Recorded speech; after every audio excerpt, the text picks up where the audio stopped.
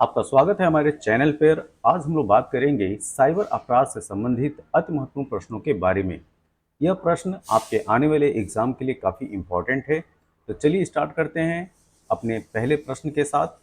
हमारे सामने जो पहला प्रश्न है कि साइबर अपराध में क्या शामिल है। तो पहला प्रश्न ही जो है वह इंडिकेट कर रहा है कि आखिर वह क्या क्या गतिविधियां हैं जो साइबर अपराध में आती हैं। ठीक है, तो प्रश्न क्या है, साइबर अपराध में क्या शामिल है। पहला ऑप्शन, कंप्यूटर के माध्यम से छल, मतलब कि कंप्यूटर के माध्यम से फ्रॉड करना। कंप्यूटर के माध्यम से बौद्धिक संपदा, मतलब कि इंटेलेक्चुअल प्रॉपर्टी संबंधी अपराध। सी ऑप्शन है, इंटरनेट के माध्यम से किसी की एकांतता, एकांतता मतलब कि प्राइवेसी भंग करना। ठीक, और डी ऑप्शन है उपरोक्त सभी। देखिए, साइबर अपराध की श्रेणी में कंप्यूटर के माध्यम से फ्रॉड वाले जो केसेस होते हैं वो भी आते हैं, प्लस कंप्यूटर के माध्यम से बौद्धिक संपदा संबंधी अगर अपराध किया जाता है तो वो भी जो है साइबर अपराध की श्रेणी में आता है। अब यहाँ पे प्रश्न बनता है कि बौद्धिक संपदा ये क्या है। तो बौद्धिक संपदा मतलब कि किसी के दिमाग की जो कृति है, ठीक है, जैसे मान लें कि किसी ने जो है पोयम लिखा है या किसी ने जो है फिल्म ही पूरी लिखी हो, ठीक है, तो यह उसके दिमाग की उत्पत्ति है। तो अगर ऐसी चीज़ों को कोई कंप्यूटर के माध्यम से क्षति पहुंचाता है, उसकी या कॉपी कर लेता है और अपना नाम जो है लगा देता है, तो यह जो है कंप्यूटर के माध्यम से बौद्धिक संपदा संबंधी अपराध की श्रेणी में आएगा। इंटरनेट के माध्यम से किसी की एकांतता मतलब कि प्राइवेसी को भंग करना भी साइबर अपराध की श्रेणी में आएगा। तो यहाँ पे हमारा सही उत्तर होगा ऑप्शन नंबर डी, उपरोक्त सभी। अगला प्रश्न, साइबर अपराध में दंड का प्रावधान किस विधि के अंतर्गत दिया गया है। ठीक है, तो अगर हम साइबर अपराध में दंड की बात करते हैं तो वह कौन सा एक्ट है जिसके तहत जो है वो दंड की बात की गई है। तो देखिए, अगर कोई भी साइबर अपराध करता है तो उसके लिए हमारे यहाँ कानून है सूचना प्रौद्योगिकी अधिनियम। क्या? सूचना प्रौद्योगिकी अधिनियम। अब प्रश्न आता है कि यह जो सूचना प्रौद्योगिकी अधिनियम है वह किस वर्ष का है। तो ये है 2000 का। कब का? 2000। ठीक है, तो जो सूचना प्रौद्योगिकी अधिनियम है वो 2000 का है। ठीक, तो इस चीज को याद रखिएगा, इस वर्ष को याद रखना है। अगला प्रश्न, एक प्रकार का सामाजिक अभियांत्रिक आक्रमण है जहां पर यह दावा किया जा सकता है कि अभियुक्त ने किसी बैनर या लिंक का कुछ मूल्य चुकाया है। ठीक है, थोड़ा ये सुनने में कॉम्प्लेक्स लग रहा है ये प्रश्न। ठीक है, इस प्रश्न को समझिए। मतलब एक सोशल मैकेनिज्म, ठीक है, सामाजिक अभियांत्रिक सोशल मैकेनिज्म के तरीके से आक्रमण जहां पर यह दावा किया जा सकता है कि जो अभियुक्त है वह किसी न किसी बैनर या लिंक का कुछ मूल्य चुकाया है। तो ये होता है प्री टेक्सटिंग। क्या होता है? Pre texting. थोड़ा सा इसको विस्तार से जानते हैं। देखिए, जो प्री टेस्टिंग है एक प्रकार का सामाजिक अभियांत्रिक आक्रमण है। क्या है? Social mechanical attack. क्या? सोशल मैकेनिकल अटैक है। इसमें होता क्या है, जहां पर यह दावा किया जाता है कि अभियुक्त ने किसी बैनर या लिंक का कुछ मूल्य चुकाया है। ठीक, तो ये जो है पूरी ये इसकी डिफिनेशन ही है किसकी? प्री टेक्सटिंग की। अगर आपसे पूछा जाए कि प्री टेक्सटिंग क्या है, तो यह एक प्रकार का सामाजिक अभियांत्रिक आक्रमण है जहां पर यह दावा किया जा सकता है कि अभियुक्त ने किसी बैनर या लिंक का कुछ मूल्य चुका है। ठीक है, अब इसमें जो कुछ अन्य टर्म है जैसे फिशिंग, यहाँ पे फिशिंग लिखा हुआ है। फिशिंग का क्या मतलब होता है? तो देखिए, किसी के पास स्पैम ईमेल भेजना है। स्पैम ईमेल का मतलब जैसे आप लोग अपने जीमेल अकाउंट वगैरह खोलते होंगे या आपका जो मेल बॉक्स होता है उसमें जो अनवांटेड जो है वो मेल पड़े रहते हैं जिसमें लुभावने ऑफर रहते हैं। ठीक है, और जिसमें बात की जाती है कि आप अपनी जो है अकाउंट की जानकारी दीजिए, तो इसको जो है फिशिंग बोला जाता है। ठीक, मालवेयर क्या है? मालवेयर, तो इसकी मदद से सिस्टम और नेटवर्क को जो है इन्फेक्ट किया जाता है। ठीक है, सिस्टम या नेटवर्क जो है आपके कंप्यूटर का या मोबाइल का उसको जो है इन्फेक्ट करते हैं। तो एक तरीके से समझिए ये वायरस ये। ठीक, और बेटिंग तो जुआ होता है, जानते होंगे, बेटिंग जुआ होता है, गैम्बलिंग। तो ये सब टर्म्स भी जो है आपको याद रखना है आने वाले एग्जाम के लिए। अगला प्रश्न, उस हैकर के लिए इस्तेमाल होने वाला एक शब्द है जो नुकसान पहुंचाने अथवा सूचना चुराने का इरादा रखता है। ठीक है, ये dumpster, black head, zombie, post bot. ठीक है, तो ये क्या होगा, यहाँ पे देखिए उस हैकर के लिए इस्तेमाल होने वाले शब्द की पहचान करनी है जो कि नुकसान पहुंचाने अथवा सूचना चुराने के इरादा रखता है। तो ये कहलाता है ब्लैक हैट हैकर। क्या? ब्लैक हैट हैकर, ये कहलाते हैं ब्लैक हैट हैकर।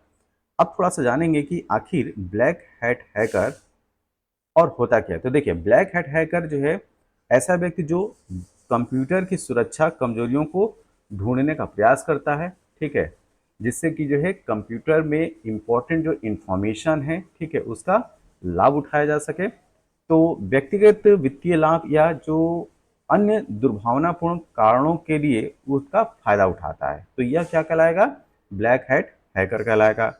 और ब्लैक हैट हैकर जो है निजी वित्तीय सूचनाओं की चोरी कर सकता है, प्रमुख सिस्टम में की सुरक्षा के साथ जो है समझौता करने या वेबसाइट और नेटवर्क के फंक्शन को बंद करने या उसे परिवर्तन करने से व्यक्तिगत कंप्यूटर उपयोगकर्ता और बड़े संगठनों दोनों को नुकसान पहुंचा सकता है। ठीक है, तो जो पर्सनल कंप्यूटर हैं उनको भी नुकसान पहुंचा सकता है, और जो ऑर्गेनाइजेशन सेटअप में भी जो सिस्टम या जो सर्वर लगे हुए हैं या बहुत सारे जो कंप्यूटर एक साथ मिल के जो काम करते हैं उनको भी जो ब्लैक हैकर है वो हैक कर सकता है और उनसे उनसे जो है फाइनेंशियल एडवांटेज ले सकता है। तो ये क्या कहलाएंगे? ये ब्लैक हैट हैकर कहलाते हैं। ठीक है, एक हैकर जिसके इरादे आपराधिक या दुर्भावनापूर्ण नहीं है, ठीक है, उसे क्या कहा जाता है? तो देखिए हैकर ये भी है, लेकिन जो है वह किसी दुर्भावनापूर्ण भावना से जो वो कंप्यूटर को या सिस्टम को हैक नहीं करता है।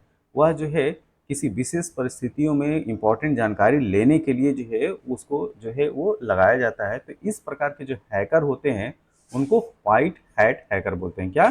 सफेद टोपी वाला हैकर। तो व्हाइट हैट हैकर, तो व्हाइट हैट हैकर क्या है? वे हैकर जिसके इरादे जो है आपराधिक या दुर्भावनापूर्ण नहीं है। ठीक है, तो ऐसे व्यक्ति जो हैं वो क्या करेंगे? सामान्यतः प्रशासकीय नियंत्रणों तक अभिगम प्राप्त करके कंप्यूटर के सुरक्षा घेरे को तोड़ता है। ठीक है, इसमें जो है एडमिनिस्ट्रेशन की तरफ से अप्रूव होता है। ठीक है, खुद जो है प्रशासन बोलता है कि तुम इस सिस्टम को हैक करो। ठीक है, जैसे मान लें कि कोई क्रिमिनल है, क्रिमिनल है उसके लैपटॉप से इंफॉर्मेशन निकालनी है, तो उसके लिए क्या करना होगा? उसके लिए हम हैकर को जो है वो लगाते हैं और वो हैकर जो है उस क्रिमिनल के, उस अपराधी के कंप्यूटर सिस्टम से इंफॉर्मेशन को रिट्रीव करता है, वो प्राप्त करता है। ठीक है, तो जो आपराधिक या दुर्भावनापूर्ण इरादे से हैक ना करे उसको क्या बोलेंगे? व्हाइट हैकर बोलेंगे, व्हाइट हैट हैकर बोलेंगे। और जो है आपराधिक या दुर्भावनापूर्ण के इरादे से करे कंप्यूटर को हैक, उसको क्या बोलेंगे? Black hat hacker. क्या मोबाइल फ़ोन को साइबर लॉ में परिभाषित किया गया है? जी हाँ, देखिए मोबाइल फ़ोन हो, लैपटॉप हो, डेस्कटॉप हो, ये सारी डिवाइसेस जो हैं या आपका जो है आप टैब इस्तेमाल करते हैं, ठीक है, फ़ोन टैब, ये सारे जो हैं वो साइबर लॉ में परिभाषित हैं। तो यहाँ पे सही उत्तर क्या होगा? हाँ। ईमेल को जारी किए जाने के स्थान का पता किससे लगता है? ठीक है, जैसे कोई ईमेल जो है आपको किया हो, किस कहीं से आया हो, तो कैसे पता करेंगे कि ये ईमेल जो है वो कहाँ से आया है? तो इसके लिए जो है आईपी एड्रेस का प्रयोग किया जाता है। किसका? आईपी एड्रेस का। ठीक है, और आईपी एड्रेस में आईपी का फुल फॉर्म क्या होता है? Internet protocol. ठीक है, तो नेटवर्क जो सर्विस दाता है, जो नेटवर्क की जो सर्विस देता है, ठीक है, तो उसके द्वारा जो दिया गया आईपी एड्रेस है उससे हम पता कर लेते हैं कि ईमेल जो है वो कहाँ से जारी किया गया है। ठीक, तो यहाँ पे सही उत्तर क्या होगा? Option A. अगला प्रश्न, एटीएम मशीन से पैसा निकालते समय निकालने वालों पर इलेक्ट्रॉनिक निगरानी किस चीज़ से की जाती है? कितना आसान सा प्रश्न है। ठीक है, और ये जो प्रश्न है यह यूपीएसआई के एग्ज़ाम में पूछा गया है। ठीक, तो इसको याद रखिए।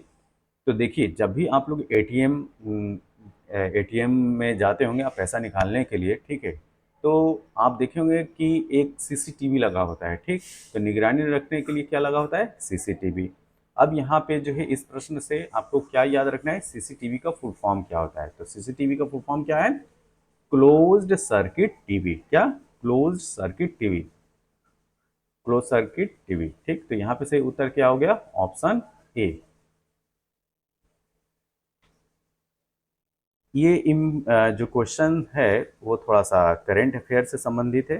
ठीक है, तो क्वेश्चन क्या है, क्वेश्चन ये है कि हाल ही में एक वैश्विक डेटा चोरी अपराध में किस कंपनी का नाम आया है। मतलब कि वह कंपनी जिसने एक ग्लोबल लेवल पे जो है डेटा को चुराया है, तो उस कंपनी का नाम बताना है। ठीक, तो Amazon, Google, Cisco, Cambridge Analytica. ठीक, तो देखिए ये कंपनी थी कैम्ब्रिज एनालिटिका।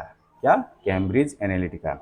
ये एक्चुअली में डाटा चोरी कब करती है, तो 2016 में, जैसा कि आप जानते होंगे कि 2016 में अमेरिका के राष्ट्रपति का चुनाव था। ठीक है, तो अमेरिका के राष्ट्रपति का चुनाव था, तो इस कंपनी ने किया क्या था कि लगभग 5 करोड़, लगभग 5 करोड़ जो फेसबुक यूजर थे, जो फेसबुक यूजर थे, उनकी इंफॉर्मेशन को जो है उसने चुराया था, और डोनाल्ड ट्रंप के फेवर में, डोनाल्ड ट्रंप के फेवर में जो है कंपेनिंग की थी। किस कंपनी ने, कैम्ब्रिज एनालिटिका ने। ठीक है, तो कैम्ब्रिज एनालिटिका का नाम आता है उस कंपनी के तौर पे जिसने जो है ग्लोबल लेवल पे डेटा चोरी की थी। ठीक है, और ये मामला कब हाईलाइट होता है, 2016 के अमेरिका के राष्ट्रपति का जो चुनाव हो रहा था उस समय।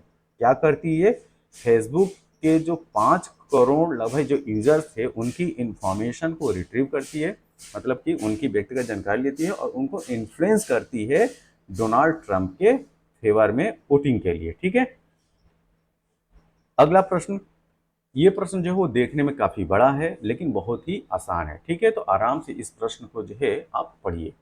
निम्नलिखित कथनों को पढ़ें और सही विकल्प चुनें।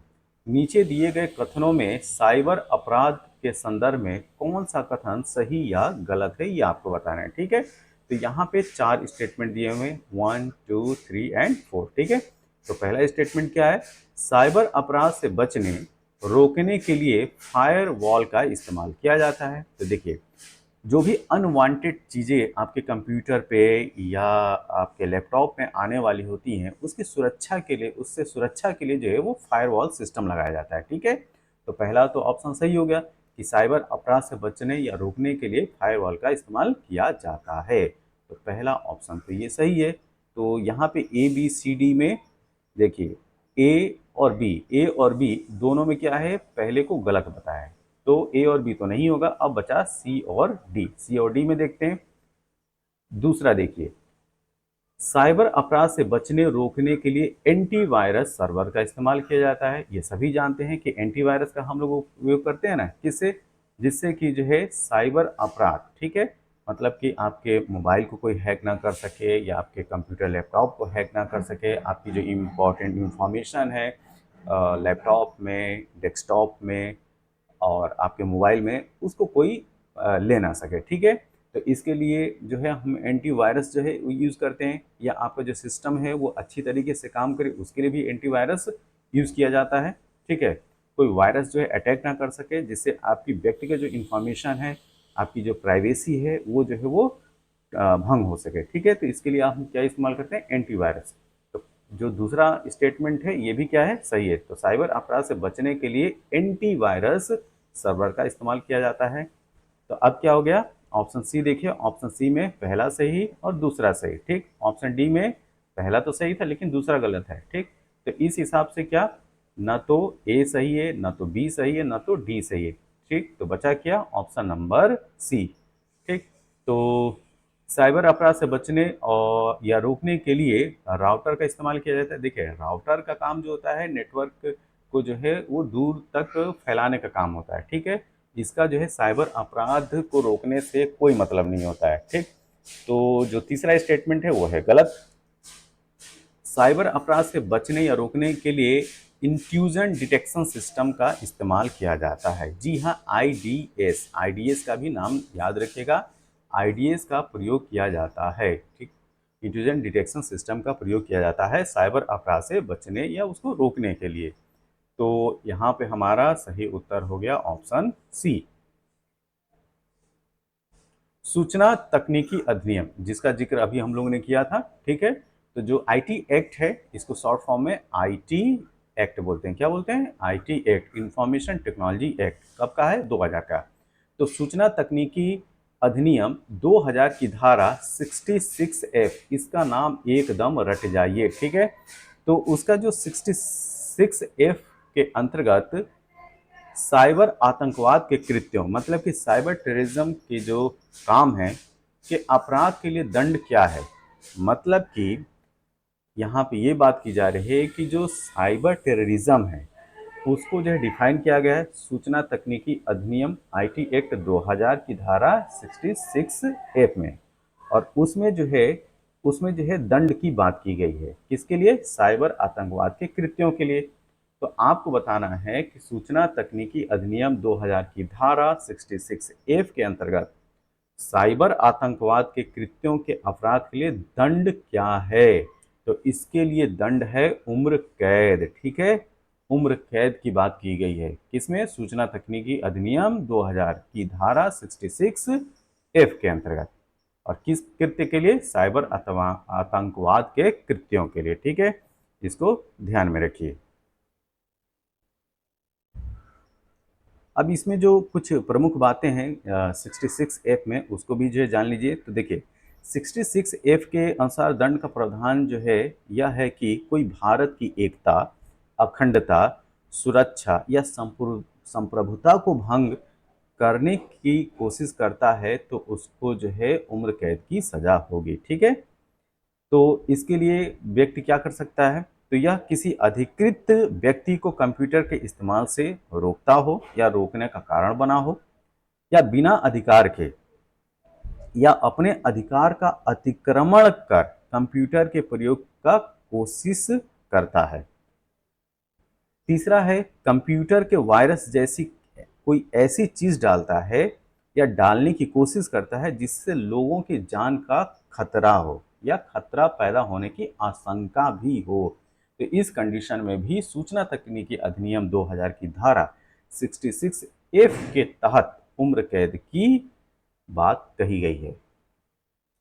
निजी और संवेदनशील जानकारी जैसे कि क्रेडिट कार्ड नंबर, व्यक्तिगत पहचान और खाता उपयोगकर्ता का नाम और पासवर्ड प्राप्त करने का धोखाधड़ी वाला कार्य है, ठीक है। तो इस तरह की जो धोखाधड़ी होती है उसको क्या बोलते हैं, ठीक है। क्या?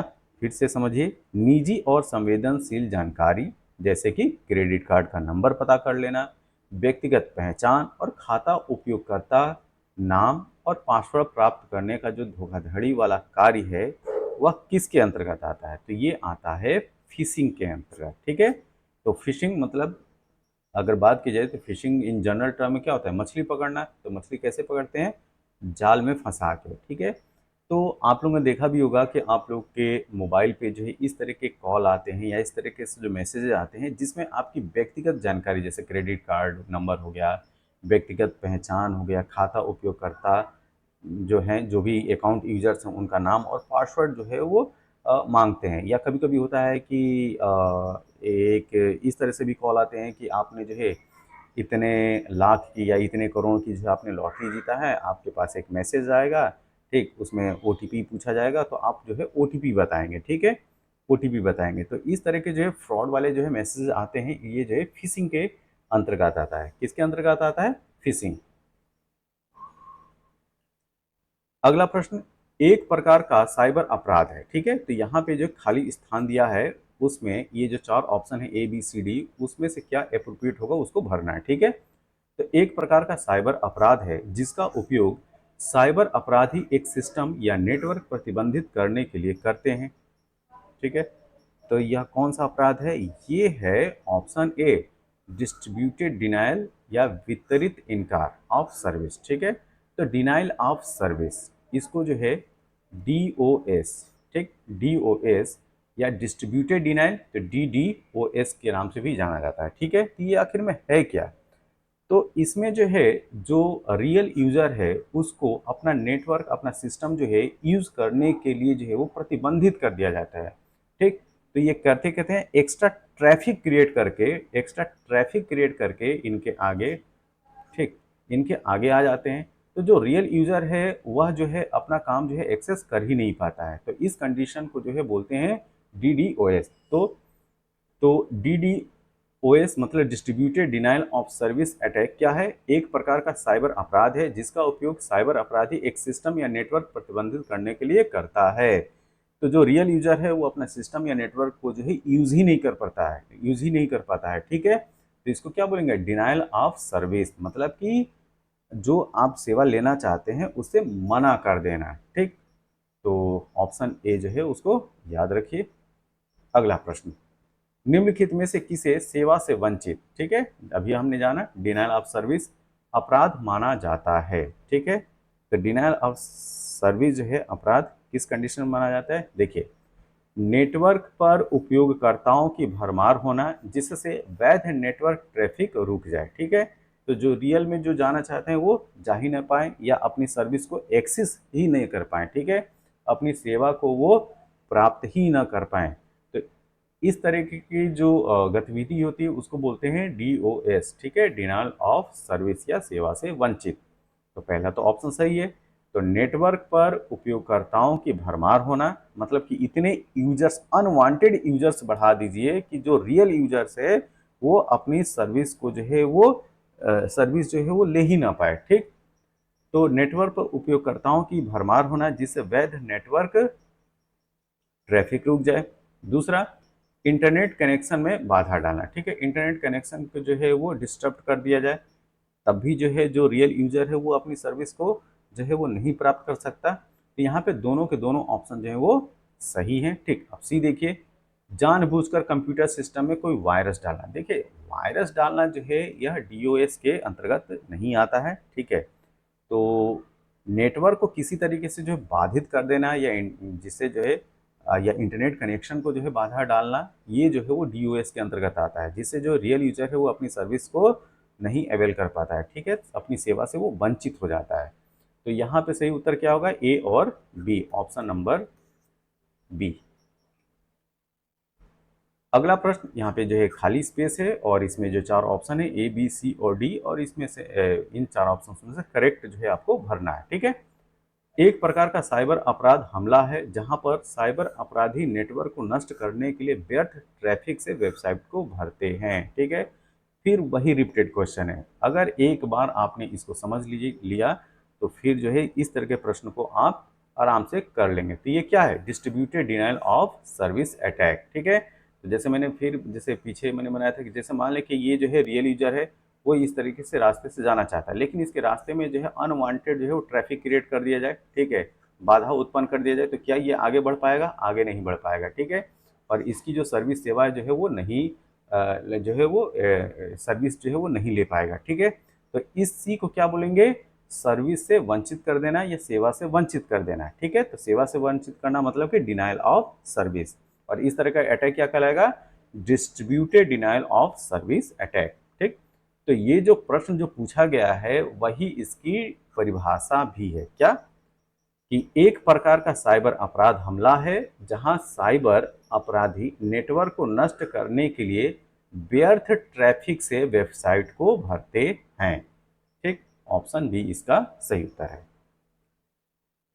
राष्ट्रीय साइबर अपराध समन्वय केंद्र, ठीक है, तो national cyber security coordination centre, ठीक है, ये क्या होगा? National cyber crime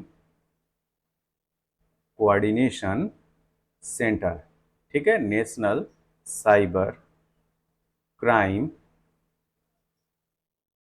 coordination centre, एन यहाँ पे 4C है, ठीक है, तो NCCCC ये क्या है, ठीक है। तो इसका केंद्र कहाँ पे है? तो ये है नई दिल्ली में। कहाँ पे है? नई दिल्ली में। तो इसके बारे में थोड़ा सी एक्स्ट्रा इन्फॉर्मेशन लेते हैं।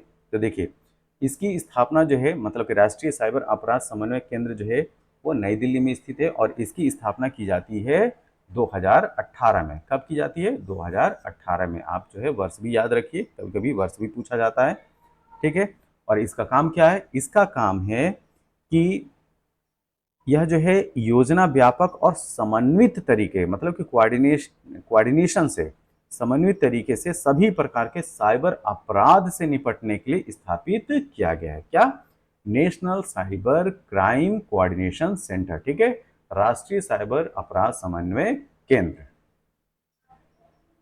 अगला प्रश्न यह है कि यदि कोई विदेशी नागरिक अश्लील सामग्री प्रकाशित करने के लिए भारतीय सर्वर का उपयोग करता है, ठीक है, किसका प्रयोग करता है? भारतीय सर्वर का उपयोग करता है, तो वह, यहाँ पे खाली स्थान है, के तहत दंडनीय हो सकता है। ऑप्शन ए क्या है? विदेशी नागरिक का साइबर कानून, ठीक। तो विदेशी नागरिक का साइबर कानून जो है वो भारतीय सर्वर को डिस्टर्ब कर रहा है, तो यहाँ पे इसको तो लगाएंगे नहीं, तो कानून तो हमारे यहाँ का लगेगा, ये तो ऑप्शन गलत है। बी क्या है? भारत में साइबर कानून, ऑप्शन बी यस। तो जो भारत में जो साइबर कानून है उसके तहत उसको जो है वो दंडित किया जाएगा, ठीक है। तो यदि कोई विदेशी नागरिक अश्लील सामग्री प्रकाशित करने के लिए भारतीय सर्वर का उपयोग करता है तो वह भारत में साइबर कानून के तहत दंडनीय होगा। यहाँ पे सही उत्तर क्या होगा? Option B. किस समिति ने डेटा सुरक्षा से संबंधित मुद्दों पर ध्यान दिया है? तो ये है बी एन श्री कृष्ण समिति। क्या? बी एन श्री कृष्ण समिति। एक्चुअली में ये सुप्रीम कोर्ट के रिटायर्ड जस्टिस थे, ठीक। इनको जो है डेटा संरक्षण या डेटा सुरक्षा संबंधित मुद्दों पर ध्यान आकर्षित करने के लिए इनके तत्वाधान में जो है वो कमेटी बनाई गई थी, ठीक है। तो इनका नाम याद रखिएगा, बी एन श्री कृष्ण समिति। किससे रिलेटेड है? तो इस समिति ने डेटा सुरक्षा से संबंधित मुद्दों पर ध्यान आकर्षित करने के लिए अपने सुझाव दिए थे। क्या? बी एन श्री कृष्ण समिति। यहाँ पे खाली स्थान है, आपको जो ये जो 4 ऑप्शंस हैं उसमें से एप्रोप्रिएट जो उचित होगा उसको भरना है, ठीक है।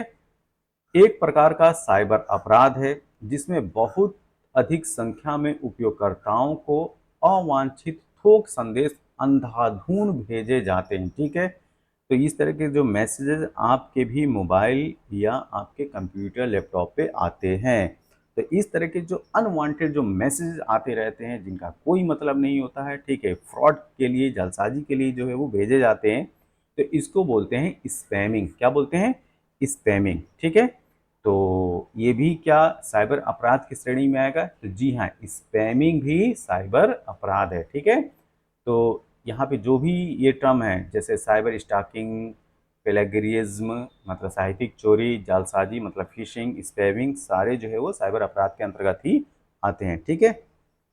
तो इसको याद रखिएगा, जो अनवांटेड बहुत ज़्यादा जो ईमेल भेजे जाते हैं उनको हम अपसंदेशन हिंदी में बोलते हैं और इंग्लिश में स्पैमिंग बोलते हैं। और एक चीज़ ध्यान रखिएगा, कभी कभी हो सकता है कि आपको इसकी हिंदी ना दिया जाए, डायरेक्ट ये जो इंग्लिश वर्ड है वही दिया जाए, ठीक है। तो साइबर स्टॉकिंग, साहित्यिक चोरी, फिशिंग, ठीक, साहित्यिक चोरी को प्लेगरिज्म बोलते हैं, ठीक है। इन सारे कीवर्ड्स को याद रखिएगा इंग्लिश में भी, ठीक। सलामी धोखाधड़ी मतलब कि सलामी अटैक के बारे में निम्नलिखित में से कौन सा सत्य है, ठीक है। तो ये जो है वो काफ़ी इंटरेस्टिंग क्वेश्चन है। तो जो सलामी धोखाधड़ी या जो सलामी अटैक है उसके बारे में कौन सा स्टेटमेंट सही है ये आपको बताना है। तो देखिए ये क्या है, एक ही लेन देन में नगण्य और अलक्षित, ठीक है, नगण्य और अलक्षित। अब इसको समझने की कोशिश करते हैं, ठीक है। इसका मतलब क्या है? इसका मतलब ये है कि जो आप लेन देन करते हैं, ठीक है, जैसे मान लिया कि आपने 1000 रुपये का लेन देन किया, तो जो इस तरीके का जो क्राइम करने वाला है उस 1000 रुपये में जैसे मान लिया कि उसने जो है वो 20 पैसे या 25 पैसे, उस इतने पैसे उसने जो है वो चुराए, ठीक है। तो आपको जो है वो फील भी नहीं होता है कि यार ये कैसे कट गया या ये कहाँ चला गया, ठीक। तो जो कंज्यूमर होता है वो जो है इसको इग्नोर कर देता है, ठीक। लेकिन अगर मान लिया कि इस तरीके से वो करोड़ों यूजर्स को टारगेट करता हो और उनसे जो है 20 पैसे या 25 पैसे जो है वो हर एक ट्रांजैक्शन पे वो जो है काटता हो, ठीक, या उनके अकाउंट से वो किसी अन्य माध्यम से भी जो वो ले लेता हो, तो इस तरीके से एक बहुत बड़े पैसे का वो पूल जनरेट कर सकता है, बहुत जो है ज़्यादा अमाउंट वाला पैसा भी उसके पास आ सकता है। तो इस तरह की जो गतिविधि होती है उसको बोलते हैं सलामी धोखाधड़ी या सलामी अटैक, मतलब बहुत ही थोड़ा थोड़ा वो पैसे लेते हैं, ठीक है। तो सलामी धोखाधड़ी एक ऐसा अपराध है जिसमें अपराधी बहुत सारे छोटे छोटे अटैक करके, क्या छोटे छोटे अटैक करके एक बड़े अटैक को अंजाम देता है। ठीक है, तो जो हमलावर होता है ग्राहकों की जानकारी जैसे कि डेबिट कार्ड की डिटेल्स का इस्तेमाल कर बहुत छोटी मात्रा में पैसे की कटौती करते हैं। जैसे मैंने एग्जांपल दिया ना कि 1000 2000 में से जैसे मान लें कि 20 पैसे 25 पैसे इसने निकाल लिए। ठीक, तो इस तरह के जो साइबर अपराध होते हैं उनको क्या बोलते हैं, सलामी धोखाधड़ी या सलामी अटैक। एक गैर कानूनी गतिविधि है जहां नकली वेबसाइट जो कि वास्तविक दिखती है, ठीक है, उपयोगकर्ता के सामने संवेदनशील और व्यक्तिगत जानकारी एकत्रित करने के लिए प्रस्तुत की जाती है। ठीक है, तो बहुत सारी जो फेक वेबसाइट्स हैं, ठीक है, फेक वेबसाइट्स हैं वो भी बनाई जाती हैं। जैसे हम एक रिसेंट में जो है आईआरसीटीसी, बहुत लोग जो है वो टिकट कराते हैं ना आईआरसीटीसी, तो आईआरसीटीसी की जो वेबसाइट है, कुछ जो साइबर क्रिमिनल्स हैं, ठीक, साइबर क्राइम को अंजाम देने वाले जो लोग हैं, उन्होंने आईआरसीटीसी का जो है वो डुप्लीकेट वेबसाइट जो है वो बनाया था।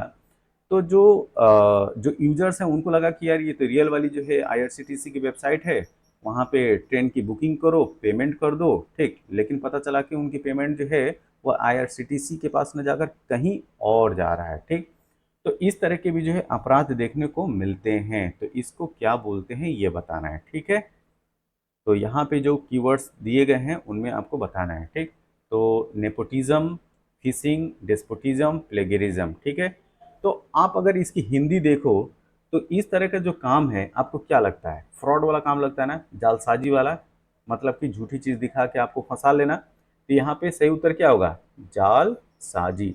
ठीक, जालसाजी या फिशिंग, ये भी जो है वो फिशिंग कहलाता है। ठीक है, तो रियल ना होकर क्या फेक फेक वेबसाइट को जो है बनाया और उसमें जो है उपयोगकर्ता जो है उसको रियल समझ के फंस जाते हैं, तो इसको क्या बोलेंगे, फिशिंग बोलेंगे या जालसाजी बोलेंगे।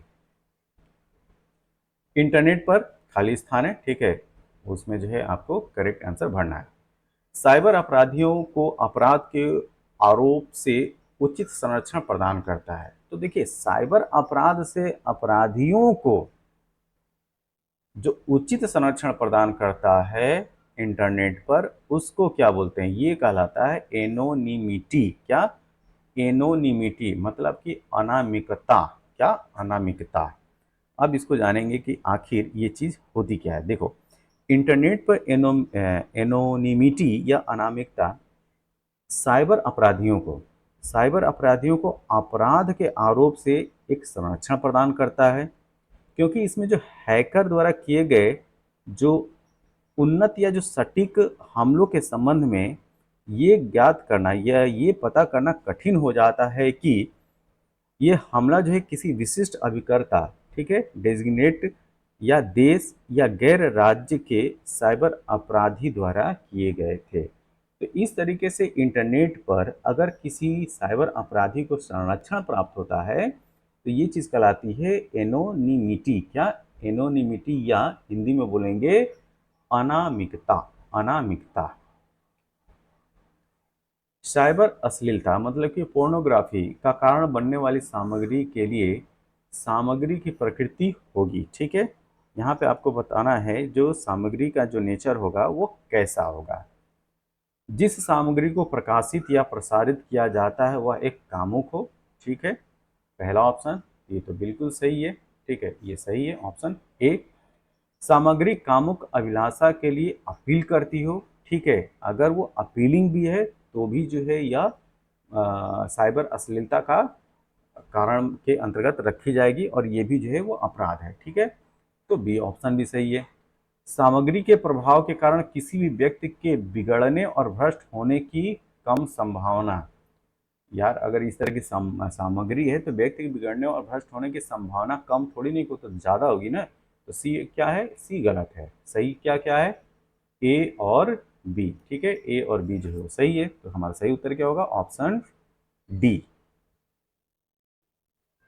ओके, यह साइबर अपराध से संबंधित हमारा पहला वीडियो था। इसके आगे और जो है वो वीडियो लाए जाएंगे जिससे कि आपके आने वाले एग्जाम में किसी भी तरीके के प्रश्न आए उन प्रश्नों को आप कर सके। यह वीडियो आपको कैसा लगा, जैसा भी लगा हो आप अपने सुझाव जो है कमेंट बॉक्स में ज़रूर दें और इस वीडियो को ज़्यादा से ज़्यादा शेयर करें, लाइक करें और मेरे चैनल को सब्सक्राइब करें। तब तक के लिए थैंक यू, धन्यवाद।